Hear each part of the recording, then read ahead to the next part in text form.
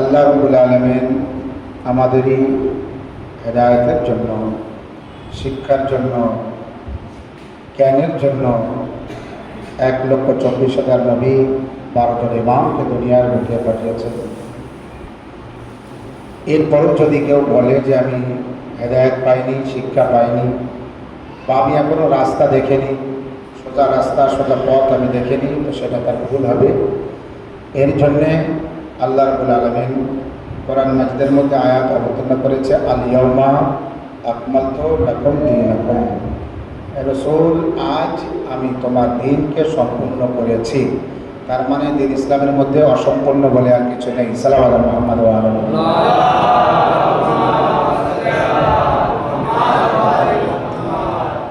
দিন ইসলামের মধ্যে আমরা জানি 1,24,000 যে পয়গম্বর তারা দুনিয়া এসেছেন, সব চলে গিয়েছে। শেষ নবী তানারও ওয়াফাত হয়েছে, আমরা সকলেই জানি। কেউ বলে না যে আখির নবী জিন্দা আছে, জিন্দা অর্থাৎ বেঁচে আছেন, তানার তিনি মারা যাননি, তিনি ইন্তেকাল করেননি, ওয়াফাত হয়নি তানার, এটা কেউ বলে না। সবাই জানে তানারও ইন্তেকাল হয়েছে, তানার ওয়াফাত হয়েছে। কিন্তু শেষ নবীর পরে হাদিকে, শেষ নবীর পরে আমাদের শিক্ষা দেবে এমন ব্যক্তিকে। যদি ইমাম না থাকতো তাহলে শেষ নবীর পরে আমাদের শিক্ষা দেওয়ার মতো কেউ ছিল না। রাসূলুল্লাহ সাল্লাল্লাহু আলাইহি ওয়া সাল্লাম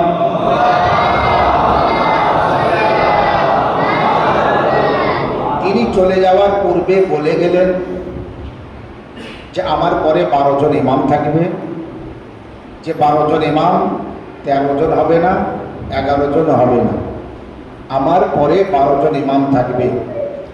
আর এই কথাটা শুধু আমার কথা না, হাজার হাজার হাদিসের মধ্যে, বইয়ের মধ্যে পাওয়া যাবে এই কথা যে রাসূলুল্লাহ বলেছেন আমার পরে 12 জন ইমাম হবে এবং তারা সব আমার বংশের হবে, তারা সব আমি যে বংশের সেই বংশের হবে। এবং তার সেই 12 জন ইমামের নাম তিনি বলে দিলেন, নাম এক এক করে নামও পড়ে দিলেন। প্রথম ইমাম হযরত আলী আলাইহিস সালাম থেকে নিয়ে শেষ ইমাম ইমাম মাহদী আখিরুজ্জামান আলাইহিস সালাম,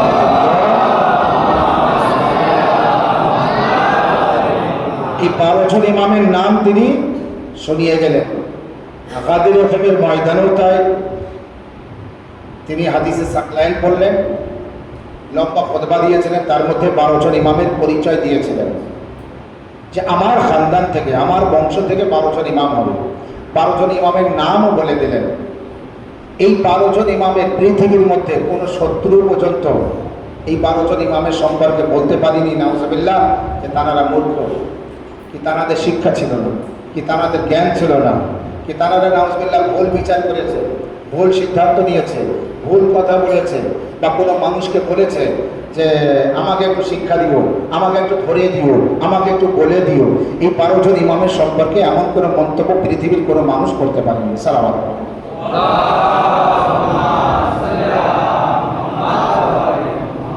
তাহলে এই 12 জন ইমাম, এর বাইরে আর কোনো ইমাম আছে?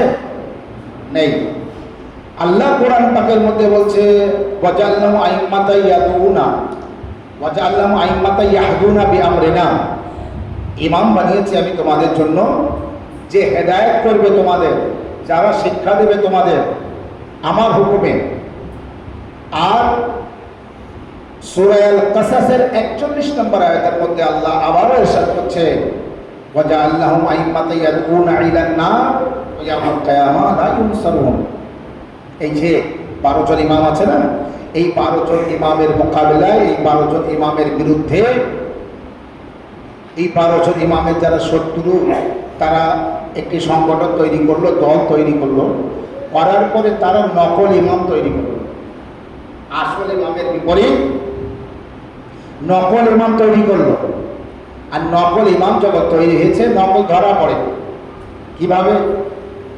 কেউ নকল ইমাম বানিয়েছে 16টা, কেউ নকল ইমাম বানিয়েছে 18টা, কেউ নকল ইমাম বানিয়েছে 14টা, কেউ নকল ইমাম বানিয়েছে 12টা। দেখতেছে 12টা ইমাম আছে তো 12টা বানাবে। সেই ইমাম যে 12, 14, 16, তার ভিতরে ইয়াজিদ আছে, তার ভিতরে মুআবিয়া আছে, এরা সব ইমাম। প্রকাশ্য মদ খেত ইয়াজিদ সেই ইমাম। মুআবিয়া হযরত আলী আলাইহিস সালামের সাথে যুদ্ধ করেছে, সেই ইমাম। ইমাম হাসান আলাইহিস সালামকে মেরেছে মুআবিয়া, আলী আলাইহিস সালামকে মেরেছে মুআবিয়া, এবং বহুত সাহাবীদেরকে শহীদ করেছে ওই মুআবিয়া। কিন্তু তারপরও মুআবিয়া খলিফা, মুআবিয়া ইমাম। এইভাবে নকল ইমামের একটি লিস্ট তৈরি করলো, করার পরে তারা বিশ্বের মধ্যে ছড়িয়ে দিল। দুনিয়ার মধ্যে আজও আছে এক শ্রেণীর মানুষ, কে বা কারা মানে এটা বলবো না, এক শ্রেণীর মানুষ আছে, তারা এই ব্যক্তিদেরকে ইমাম মানে, খলিফা মানে। আমরা মানি না। আমরা যারা শিয়া ইসনাশারি আমরা মানি না। আমরা মানি ওই 12 জন ইমামকে, যে 12 জন ইমামের নাম আমার আপনার নবীর মুখে এসেছিল। আমরা মানি ওই 12 জন ইমাম, যে 12 জন ইমামের নাম রাসূলুল্লাহ প্রথম ইমাম থেকে শেষ ইমাম পর্যন্ত এক এক করে নাম করিয়েছিলেন। আমরা মানি ওই 12 জন ইমাম যার প্রথম হযরত আলী আলাইহিস সালাম আর বাকি 11 জন ইমাম মা ফাতেমা জাহরার সন্তান। সাল্লাল্লাহু আলাইহি ওয়া সাল্লাম।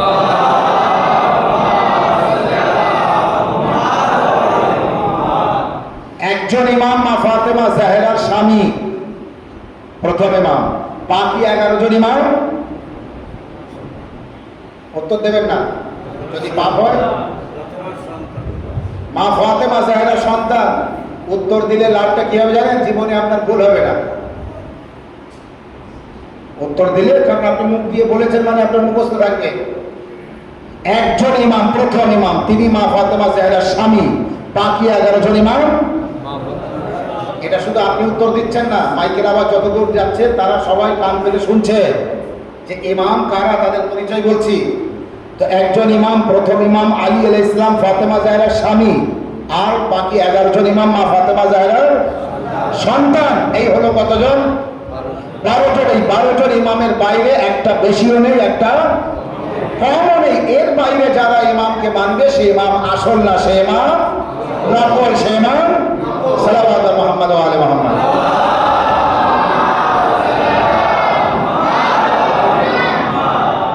এজন্যে কুড়ি পারা সূরা কাসাসের 41 নম্বর আয়াতে যে আল্লাহ বলছে, আর এক প্রকারের ইমাম আমি বানিয়েছি যারা ইয়াদউনা ইলান নার, যারা মানুষদেরকে আহ্বান করবে জাহান্নামের দিকে, ওয়া ইয়াউমাল কিয়ামা, আর তাদেরকে যারা ইমাম মানবে, এক শ্রেণীর মানুষ আছে তারা ইমাম হবে, লোক ইমাম মানবে, কিন্তু তারা যে মানুষদেরকে ডাকবে জাহান্নামের দিকে ডাকবে, তারা জান্নাতের দিকে ডাকতে পারবে না। আর তারা কিয়ামতের দিন কোনো মানুষকে সাহায্য করতে পারবে না। ওয়া ইয়াউমাল কিয়ামা, আর কিয়ামতের দিন লা ইউনসারুন, তারা কাউকে মদদ করতে পারবে না, তারা কাউকে সাহায্য করতে পারবে না। কারা? এক প্রকারের ইমাম। তাহলে ইমাম দুই প্রকারের, একটা ইমাম জান্নাতের দিকে ডাকবে আর একটা ইমাম জাহান্নামের দিকে ডাকবে। সালাওয়াত।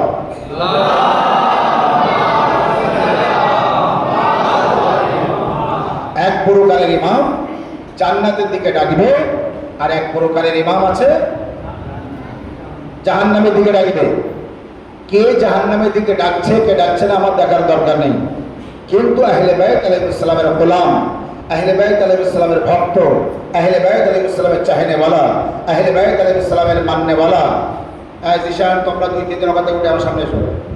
সোহেব সামনে উঠে, এই কৃষ্ণা এসো, সামনে এসো। সালাওয়াত আলা মুহাম্মদ ওয়া আলি মুহাম্মদ। তো এসো কেন? তোমরা ওখানে বসো, তোমরা ওখানে বসো। এই বাচ্চা এগিয়ে, এই তুই এগিয়ে আয়, তুই, হ্যাঁ তুই। বাস, তোমরা যে জায়গায় যখন থাকো মাঝখানে গ্যাপ থাক। সালাওয়াত।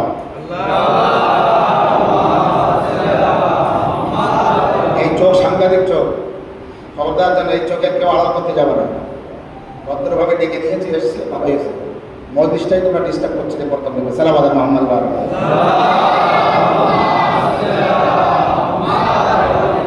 তো ইমাম দুই প্রকারের, একটা ইমাম জাহান্নামের দিকে ডাকবে আর একটা ইমাম জান্নাতের দিকে ডাকবে। রাসূলুল্লাহ যাদেরকে ইমাম বলেছেন, প্রমাণ করে দিয়েছেন, নাম ধরে বলে দিয়েছেন, নিশ্চয়ই তারা জান্নাতের দিকে আহ্বান করবে।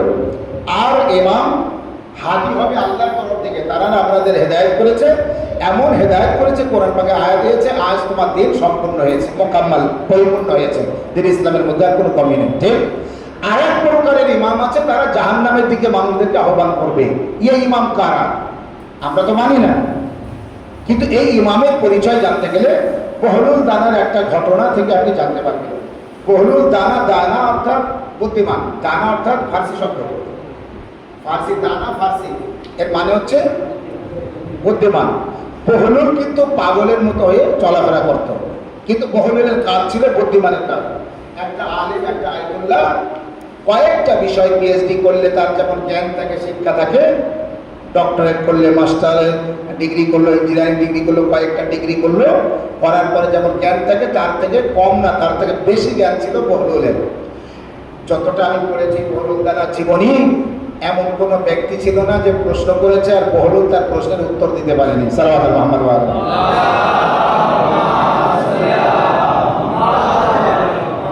বহলুল যে তার প্রশ্নের উত্তর দিতে পারেনি এমন হয়নি, প্রতিটি প্রশ্নের উত্তর বহলুল দানা ফাইন দিয়েছে, সুন্দর করে দিয়েছে। এর মধ্যে একবার বহলুল দানা সবাই জানে পাগল, পাগলের মতো ঘরে, কিন্তু যে বহলুল দানার কাছ থেকে ভালো বুদ্ধি নিয়েছে, তার বুদ্ধি দিয়েছে। শুধু নকল ইমামের কথাটা আমি প্রমাণ করাতে চাচ্ছি, তার নাম না নিয়ে পরিচয় দেবো, আপনি বুঝতে পারবেন। সাল্লাল্লাহু আলাইহি মুহাম্মদ।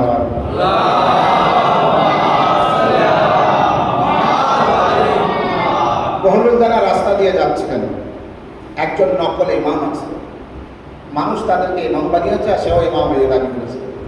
যেতে যেতে এক ব্যক্তি ইমাম হয়েছে, সে নিজের ভক্তদের, ছাত্রদের নিয়ে মাসলা মাসায়, দিন ও শরিয়াতের মাসলা বোঝাচ্ছিল। যেমনভাবে মাস্টার তার ছাত্রদেরকে ক্লাস নেয়, এইভাবে তিনি ক্লাস নিচ্ছিলেন, ছাত্রদের বোঝাচ্ছিলেন, ভক্তদের বোঝাচ্ছিলেন। বোঝাতে বোঝাতে ঠিক বহরুলও রাস্তা দিয়ে যাচ্ছে, আর সেই সময় এমন একটা কথা বলেছে বহরুলের কানে গিয়েছে। কথাটা কি? তিনি বলেছেন ইমাম জাফর সাদিক আলাইহিস সালামের তিনটে কথা আমার মাথায় আসে না, আমি মানতে পারি না। ইমাম জাফর সাদিক আলাইহিস সালামের তিনটে কথা আমার মাথায় আসে না, আমি বুঝতেও পারি না, আর আমি মানিও না। তিনটে কথা আমি মানি না। একটা কথা, আল্লাহকে দেখা যাবে না, কিন্তু আমি জানি, ছাত্রদের বোঝাচ্ছে, আমি জানি যা আছে তা দেখা যাবে। আল্লাহ আছে, তার মানে আল্লাহ দেখা যাবে। ইমাম জাফর সাদিক বলে আল্লাহকে দেখা যাবে না, এই কথাটা আমি মানতে পারি না। বলছি ছাত্রদের, এই কথাটা আমি মানতে পারি না। দুই, জাহান্নামে পোড়ানো হবে ইবলিসকে। আমরা জানি ইবলিস আগুনের তৈরি। ও ছাত্রদের বোঝাচ্ছে যে কথা সেটা বলছি, কিন্তু বলছে আমরা জানি ইবলিস আগুনের তৈরি, আর জাহান্নামের আগুন, এই আগুন ওই আগুনে ফেলবে, আর আগুন কিভাবে পড়াবে? বলছে ইমাম জাফর সাদিকের এই কথাটা আমি মানতে পারলাম না। হ্যাঁ, আমি জানি ইবলিসকে বরফের আগুনে, বরফে দিয়ে তাকে কষ্ট দেওয়া হবে, কারণ সে তো আগুনের তৈরি। এই নকল ইমাম বোঝাচ্ছে ছাত্রদের, তিনি তো আগুনের তৈরি, তাকে বরফে দিয়ে সাজা দেওয়া হবে, কিন্তু তাকে আগুনে পড়ানো হবে না। কেন পড়ানো হবে না? আগুন আগুনকে পড়াতে পারে না। তো প্রথম কি বললো? যে আছে সে দেখা যাবে, আল্লাহ আছে তার মানে আল্লাহ দেখা যাবে। এই জন্য বুখারী শরীফে আছে যে আল্লাহ কাল কিয়ামতের দিন কোনো একটা ব্যক্তির হাত ধরে ঘোরাবে। এই যেরকম আপনারা অনেক সময় বলেন, চলুন মামা সাহেব একটু ওই মাঠের দিকে যায়, একটু একটা দেখে আসি, বেরিয়ে আসি। তো আল্লাহ এরকম জান্নাত তার নিয়ে তার হাত ধরে ঘুরবে। এত বন্ধু, নাউজুবিল্লাহ। হ্যাঁ, আল্লাহ জাহান্নাম জান্নাত সব ঘুরিয়ে ঘুরিয়ে তার হাত ধরে ঘুরিয়ে ঘুরিয়ে দেখাবে। মানে আল্লাহর এত বড় হাত আছে যে তার হাতে হাত দেবে। তাও সে এমন ব্যক্তি, মা ফাতেমার ঘরে আগুন দিল যে ব্যক্তি, মা ফাতেমার গালে চড় মেরেছিল যে ব্যক্তি, তার হাত ধরে নাকি আল্লাহ জান্নাত জাহান্নাম সব দেখাবে। সালাম।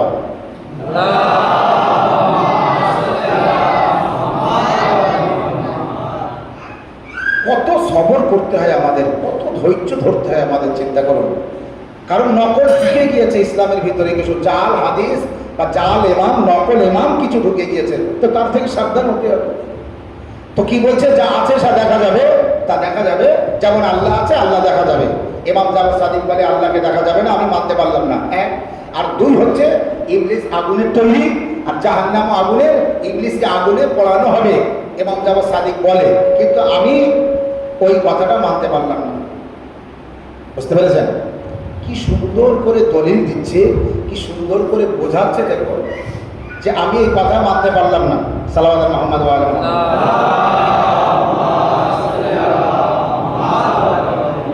আর দেখা যাবে যা আছে, বিশেষ করে আল্লাহ আছে, তো আল্লাহকে দেখা যাবে।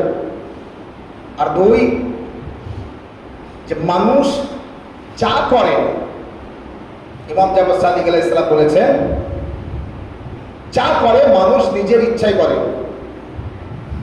আমি এই কথা মানতে পারলাম না। সে মাস্টার তার ছাত্রদের, ভক্তদের বোঝাচ্ছে, বলছে যা করে সব আল্লাহই করে, মানুষের দ্বারাই করায়, মানুষ নিজে ইচ্ছাই করে না। এই তিনটে কথা ইমাম জাফর সাদিক আলাইহিস সালামের দিকে মিথ্যে অপবাদ যেই দিয়েছে, বহরুলেরা সহ্য হয়নি।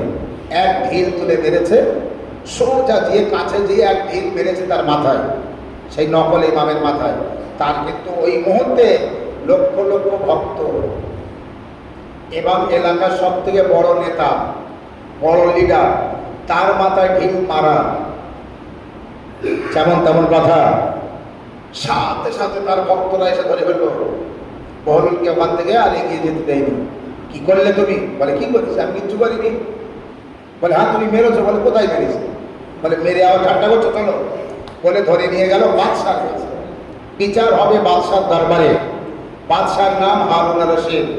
চলো বিচার হবে। বাদশাহ হারুন জিজ্ঞাসা করছে, সাল্লাল্লাহু মুহাম্মদ ওয়া আলা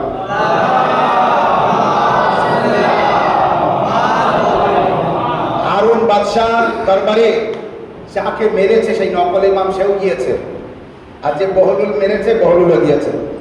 নকল ইমাম এবার সেই বাদশার কাছে বিচার দিচ্ছে, আচ্ছা বলুন তো, বহরুল আমাকে ঢিল ছুঁড়ে মারলো কেন? কেন মারলো ঢিল ছুঁড়ে? আমার কত ব্যথা হচ্ছে, আমার খুব ব্যথা হচ্ছে, আমার যন্ত্রণা হচ্ছে। প্রথম কথা, আমার ব্যথা হচ্ছে, আমার যন্ত্রণা হচ্ছে। বহলুল বলছে, আমি তোমার মেরেছি? বলে হ্যাঁ। বলে কি দিয়ে মেরেছি? বলে ঢিল দিয়ে মেরেছো। বলে তো কি হচ্ছে? বলে ব্যথা হচ্ছে। বলে দেখাও। ব্যথা হচ্ছে, যন্ত্রণা হচ্ছে? বলে হ্যাঁ। বলে দেখাও। তো বলে আমার দেখানো যায়? বহলুল তখন বলছে, তুমি একটু আগে বলছিলে না ভক্তদের যা আছে তা দেখা যাবে, আল্লাহ আছে তো আল্লাহ দেখা যাবে, তোমার ব্যথা যখন হচ্ছে ব্যথাটা দেখাও। সালাম আলাইকুম।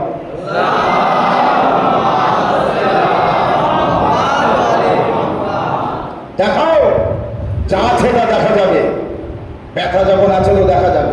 বলছে ঠাট্টা, তুমি ঢিল ছুঁড়ে মেরেছো, আবার ঠাট্টা করছো। বলে কি ছুঁড়ে মেরেছি? বলে ঢিল ছুঁড়ে। বলে সে ঢিল কিসের তৈরি? বহলুল জিজ্ঞাসা করছে। বলে মাটির। বলে তুমি কিসের তৈরি? তো বলে মাটির। বলে আচ্ছা, এই মাটিকে আঘাত করতে পারে? তাহলে কেন পারবে না? বলে একটু আগেই তো তুমি তোমার ভক্তদের বলছিলে ইবলিস আগুনের তৈরি, আর জাহান্নামও আগুনের। জাহান্নামের আগুন ইবলিসকে পোড়াতে পারবে না। তা যদি না পারে, তুমিও মাটির তৈরি আর এও মাটি, এই মাটি তোমাকে আঘাত কিভাবে দিল? সালাওয়াত মুহাম্মদ ওয়া আলাইহি।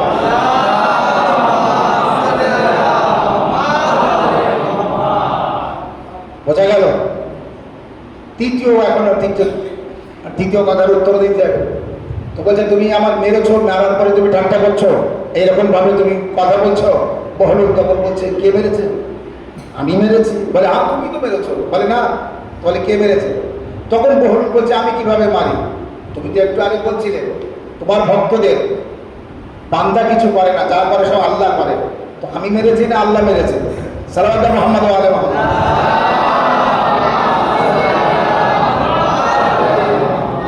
যদি আল্লাহ সব কিছু করে, বান্দা কিছু না করে, তাহলে এই মারটা আল্লাহর তরফ থেকে হয়েছে। আর যা আছে যদি দেখা যায়, তোমার ব্যথা দেখা যাবে, দেখাও। আর জাহান্নাম আগুনের তৈরি, ইবলিস আগুনে যদি না পড়াতে পারে, তো মাটি, তুমিও মাটি আর এও মাটি, তোমার লাগতেই পারে না। সালাওয়াত মুহাম্মদ ওয়া আলা মুহাম্মদ। কত বড় নকল ইমাম, জাল ইমাম, ওই মুহূর্তে বহলুলের কাছে হার স্বীকার করে বলেছিল, বহলুল তুমি ঠিক বলেছো, আমি যা বলছিলাম সেটা ভুল বলেছিলাম। আয় আমার ভক্ত ছাত্ররা শোনো, আমি তওবা করছি এই কথার জন্য, আমি জানতাম না। চিন্তা করুন, বহলুলের মতো বহলুল সেই ইমামের দাবি করিনি, আর ওই ব্যক্তি ইমামের দাবি করেছে। আজও পর্যন্ত বিশ্বের মানুষ তাকে ইমাম মানে। কিভাবে আপনি সহ্য করবেন বলুন? সালাওয়াত মুহাম্মদ ওয়া আলা মুহাম্মদ।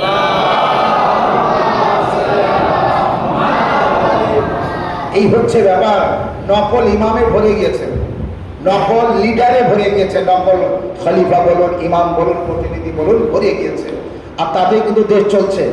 আলহামদুলিল্লাহ, আল্লাহ শো করেছে আমরা যার থেকে, যে আখরি নবীর থেকে দ্বীন ও শরিয়ত নিয়েছি, আল্লাহর মারিফাত, নবীর মারিফাত, ইমামের মারিফাত, কোরআন, কাবা সবকিছু শিখেছি বা জেনেছি বা বুঝেছি বা নিয়েছি, তার কাছ থেকে কিন্তু আমরা এই 12 জন ইমাম নিয়েছি। আমরা 12 জন ইমাম অন্য কোনো মানুষের কাছ থেকে নেইনি। আমরা 12 জন ইমাম কোনো পীর ওলি আউলিয়াদের কাছ থেকে নিয়েছি তো আম্বিয়াদের সরদার আখির নবী হযরত মুহাম্মদ মুস্তাফা সাল্লাল্লাহু আলাইহি ওয়াসাল্লাম। আমরা তার কাছ থেকে দিন নিয়েছি, তার কাছ থেকে শরীয়ত নিয়েছি, তার কাছ থেকে আমরা 12 জন ইমাম নিয়েছি। 12 জন ইমামের মধ্যে 11 জন ইমাম শাহাদাত বরণ করেছেন, একজন ইমাম এখনো বেঁচে আছেন, একজন ইমাম এখনো জীবিত আছেন, যে ইমাম আমাদের আখিরি ইমাম, দ্বাদশতম ইমাম হযরত ইমাম মাহদী জামান আলাইহিস সালাম।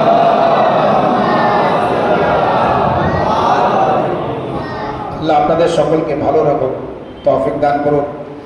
এমন পরিস্থিতিতেও আপনারা এতটা লোক ইমাম হুসাইন আলাইহিস সালামের তেজার মজলিসে এসেছেন। আল্লাহ কবুল করুক আপনাদের আমলকে। আমরুলগাছা, বেসপাট্টি, দাদনপাড় সমস্ত শিয়ানে আলীর তরফ থেকে, আজাদারানে হুসাইন আলাইহিস সালামের তরফ থেকে আজকের এই মাওলা ইমাম হুসাইন আলাইহিস সালাম বা কারবালার 72 শহীদের তেজা, যেমন তেমন মজলিস না। আজ কোনোদিন কেউ নিজের বাপের নামে মজলিস দেয়, ভাইয়ের নামে মজলিস দেয়, মায়ের নামে মজলিস দেয়, সন্তানের নামে মজলিস দেয়, বা কোনোদিন কেউ একজন ব্যক্তির নামে মজলিস দেয়, একজন ইমামের নামে মজলিস দেয়। আজ কারবালার 72 শহীদের নামে মজলিস। একজন দুজনের তেজা হচ্ছে না, একই দিনে যখন ইমাম হুসাইন আলাইহিস সালামের পরিবার থেকে মা ফাতেমা জাহরার ঘর থেকে ৭২ জন শহীদ হয়েছে, তো এই ৭২ জনের কোনো একজনকে বাদ দিয়ে তো তেজা হবে না। তেজার মজলিস হচ্ছে তো ৭২ জনের নামে। এই জন্য আমার ভাই মা ও বোনেরা, যার সেই বাড়ি থেকে যারা তাবারুক নিয়ে এসেছেন কারবালার ৭২ শহীদানের নামে, কারবালার ৭২ শহীদাদের নামে যারা নজর নিয়ে এসেছেন, আল্লাহ কবুল করুক আপনাদের এই তাবারুক, এই নজরকে। যা আজ আমরা 12 দিন যা যা বিশেষ করে কিছু কিছু জিনিস আছে যে খাওয়ার উপরে আমরা চেক দিই, আমরা সেই জিনিসগুলো খাই না। আজ থেকে ৭২ শহীদাদের নামে নজর করে তারপরে সেইগুলি আমরা খাই। তেজা হলো, তেজার মজলিস হলো, এবং সেইগুলি তাবারুক বা নজর করে ইমামদের নামে দিয়ে তারপরে আমরা সেটা নজর করে খাবো। এটাই হচ্ছে তেজা। আর যখন আমাদের কেউ না কেউ মারা যায়, আমরা তাদের নামে তেজা করি, কিন্তু সব থেকে বড় তেজা হচ্ছে ৭২ শহীদের নামে, যারা কারবালায় 3 দিনের ভূখ পিপাসায় শাহাদাত বরণ করেছেন। তাদের তেজা করবো না তো কাদের তেজা করবো? আপনি চিন্তা করুন, এই মুহূর্তে আজ মহরম মাসের 12 তারিখ। 12 তারিখ মানে কি অবস্থা, কি পরিস্থিতি তাদের উপরে এই সময়। কারবালায় 10ই মহরমের পর থেকে নিয়ে ইমাম হুসাইন আলাইহিস সালামের পরিবার বা খিমায় যারা ছিলেন, যে কাফেলা 10ই মহরমের পর থেকে, 10ই মহরমে সব শহীদ হয়ে গেলেন। এরপর থেকে যে দুঃখ, এরপর থেকে মুসিবত শুরু হলো। এখান থেকে কমাস কম এই মহরম মাস শেষ হবে, পুরো সফর মাস ঘরে ঘরে মজলিসে আজা হওয়া উচিত। সে 2 জন হোক, 5 জন হোক, 10 জন হোক, ইমাম হুসাইন আলাইহিস সালামের শোক, গাম ও দুঃখ, কষ্ট মজলিসে আজা ইমাম হুসাইন আলাইহিস সালামের মজলিস হওয়া উচিত। 1। 2 হচ্ছে প্রতিদিন ইমাম বাড়িতে নহামাতম হওয়া উচিত। মাগরিব আইনের নামাজের পর যে কদর করে পারেন একটা টাইম থাকবে, মনে করুন 8:30, 8:30 বাজবে, ঠিক একটা করে নহা কি 2টো নহা পড়ে মাতম করে সালাম দিয়ে চলে যাবেন। প্রতি ইমাম বাড়িতে কারবালায় আসাখানায় নহা মাতম কমাস কম 40 দিন পর্যন্ত, কমাস কম 40 পর্যন্ত, মানে 20 সফর, 20 সফর পর্যন্ত গামে হুসাইন প্রতিটি আজাখানায় আদায় করবেন। মজলিস হলো ভালো, না হলো তো নহা মাতম করবেন। প্রতিদিন একটা টাইম থাকবে, ইয়াং ছেলেরা তারা যে একটা টাইম থাকবে সেই টাইমে যাবে, যারা যুবক ছেলে আছে তারা যে নহা মাতম করবে। সব কিছু মা ও বোনেদের হাতে ছেড়ে দেবেন না, যে তারাই নহা মাতম করবে, তারাই সব কিছু করবে, আর আপনারা পুরো ধর্মটা ছেড়ে হাত পা গুটিয়ে বসে থাকবেন আর সব মা বোনেরা করবে। এটা তো নিয়ম না। তারা একটা টাইম থাকবে, সেই টাইমে তারা নহা মাতম করবে। আপনাদের একটা টাইম থাকবে, আপনারা নহা মাতম করবেন। এটাও হতে পারে কেউ 8:30 থেকে 8:30, আর কেউ 8:30 থেকে 9টা, ঠিক এইভাবে। এত সময়ও লাগে না। 8টায় শুরু করলাম 20 পর্যন্ত, এই 20 মিনিট নহা মাতম করে আমরা চলে গেলাম। 8:20 থেকে 8:30 থেকে মেয়েরা আবার নহা মাতম করলো, তারা এসে, অথবা 8টা থেকে 8:20 পর্যন্ত মেয়েরা করলো, অথবা ইমাম বাড়িতে নামাজ পড়তে যেয়ে নামাজ শেষ, তারা নহা মাতম করে তারপরে বাড়িতে যাবে। আপনারা মসজিদে আসবেন, নহা মাতম নামাজ পড়ার পরে সোজা ইমাম বাড়িতে যাবেন, একটা নহা মাতম করে তারপরে আপনারা বার হলেন। এইবার দোকানে যান, মার্কেটে যান, গেলেন, যেভাবে হোক একটা সিস্টেম করে রাখবেন 40 দিন পর্যন্ত যেন নহা মাতম করা যায়। সালাম।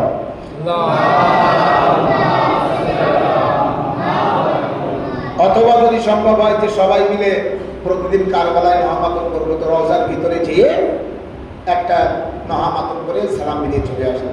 কারবালা জিয়ারাত হলো নহা মাতম। যেভাবেই হোক এবিডি কারবালার ছেলে যারা আছে আঞ্জুমানে, তারা একটা আলোচনা করে নেবে। কমিটি আছে, কমিটির সাথে আলোচনা করে কিভাবে কি করা যায় করবে, যাতে করে 40 দিন পর্যন্ত, 40 পর্যন্ত যদিও সময় না পান 5 থেকে 10 মিনিট করে নহা মাতম করে ছেড়ে দেবে। কিন্তু যারা গামে হুসাইনে আপনি শরীক আছেন, এটা যেন নিজেকে বলতে পারেন। সালাম। তবে যেটাই নহমাতম করবেন মসজিদে ঘোষণা করবেন, মাইকে ঘোষণা করবেন, যাতে করে গ্রামের সবাই জানতে পারে ছেলেদের টাইম নেই, মেয়েদের টাইম নেই। এটা মাইকে ঘোষণা করবেন, সবাই জানতে পারবে, সেইভাবে নহমাতম করবে। আর প্রতিদিন নহমাতম করার পরে যখন জিয়ারত করলেন, জিয়ারত করার পরে কমাস কম মনে করুন সামান্য যা একটা নজর থাকলো, সবার তরফ থেকে 40 দিন নজর হবে, তো যা হলো একটা করে বিস্কুট হোক, চাই হলো। এইভাবে জিকরে আহলে বাইত আলাইহিস সালাম কারবালাকে স্মরণ রেখে আমরা যেতে পারি। এরপরে আমাদের কিছু প্রোগ্রাম আছে, সেই প্রোগ্রামগুলো করতে হবে। বিশেষ করে 40 আমরা যেটা করি 21 কিন্তু বন্ধ হবে না, যেভাবে হয় সেইভাবে হবে, এটা কোনো দিন না। ইমাম হুসাইন আলাইহিস সালামের মৌলিদ বন্ধ করে কোনো একটি কাজকে সম্পূর্ণ করার জন্যে, কোনো একটি কাজ ঝুলে আছে সেই কাজকে তোলার জন্যে মজলিস বন্ধ হবে না। 21 মজলিস 21 অনুষ্ঠান বন্ধ হবে না, যেভাবে হয় সেইভাবে হবে। এটা আলাদা ব্যাপার যে আমি করতাম 4টে আইটেম, উদাহরণস্বরূপ আমি বা 2টো আইটেমে সারবো, 3টে আইটেমে সারবো, খরচ করতাম আমি উদাহরণস্বরূপ 1 লাখ, এবার 30,000 টাকার ভিতরে কমপ্লিট করবো, যেমন হয়, এটা আলাদা ব্যাপার, কিন্তু বন্ধ হবে না। মজলিসে ইমাম হুসাইন আলাইহিস সালাম 40 বা 21 যত অনুষ্ঠান হয়ে আসছে, কোনো অনুষ্ঠান বন্ধ হবে না কোনো কাজের জন্য, এটা মাথায় রাখবেন। সালাওয়াত।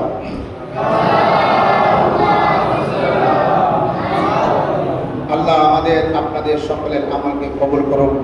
তো কারবালার পরে সব থেকে বেশি কষ্ট, বাস আমি একটু ছোট্ট মুসাইল করবো, মধ্যে সমাপ্ত করবো। কারবালার পরে সব থেকে বেশি কষ্ট আহলে বাইত আলাইহিস সালামের উপরে পড়েছে।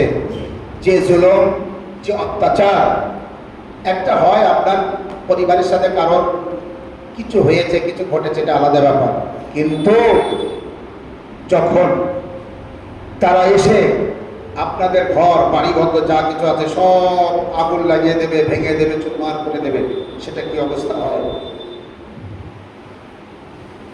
10ই মুহররম নবীর নাতি আলী ও ফাতেমা জাহরার কলেজার টুকরা হযরত ইমাম হুসাইন আলাইহিস সালাম সহ যে 72 জনকে শহীদ করেছে, এই 72 জন আসরের সময় এমন সময় ছিল তার মধ্যে সব শহীদ। একটা সময় ছিল ওয়াক্তে আসরের সময় আমারও আপনার মজলুম ইমাম হযরত ইমাম হুসাইন আলাইহিস সালামকে ঠিক ওই সময় শহীদ করা হলো, যে সময় আর কেউ নেই।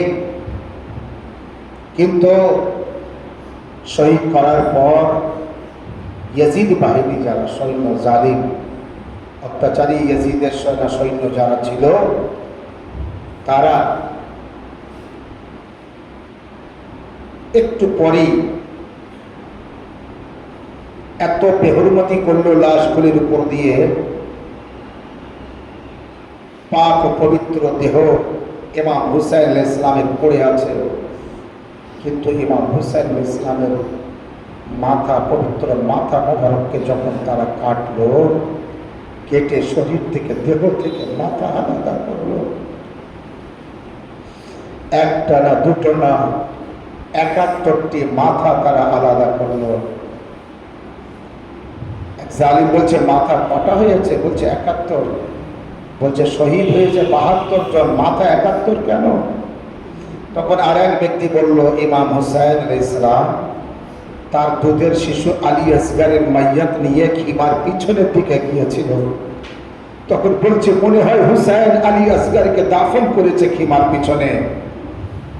সবাই চলো, ঘোড়ার পিঠে সওয়ার বড় বড় নেজা নিয়ে মাটিতে মারছে আর দেখছে যদি নাকি দাফন করে থাকে নিশ্চয়ই বেশি কবর খুঁড়তে পারেনি, এই নেজায় উঠে আসবে। হ্যাঁ, নেজা মারতে মারতে এক জায়গায় নেজা আসলো, কিন্তু ভারী লাগলো অন্য জায়গার তুলনায়। সেই নেজাটা যখন টেনে বার করলো, দুধের শিশু আলী আসগারের জানাজা আলী আসগরের মাইয়া। কবর থেকে কোনোদিন শুনেছেন আজ পর্যন্ত যে কবর থেকে লাশকে বার করে বেহুরমতি করা হয়েছে?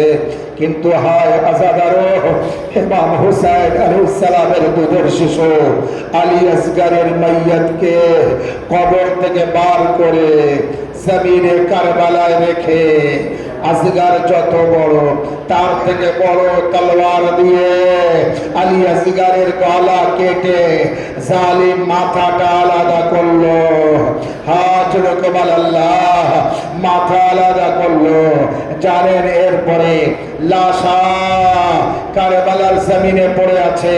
আপনি জানেন কারবালার জমিন থেকে দুটো লাশ কিন্তু খিমায় আসেনি।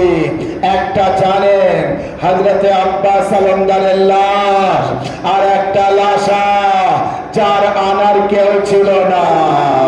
জানেন, বুঝতে পেরেছেন তিনি কে? কার লাশা? যার লাশ খিমায় আনার কেউ ছিল না, তিনি আমার আপনার মাওলা হযরতে ইমাম হুসাইন আলাইহিস সালাম, যার লাশকে খিমায় আনার কেউ ছিল না।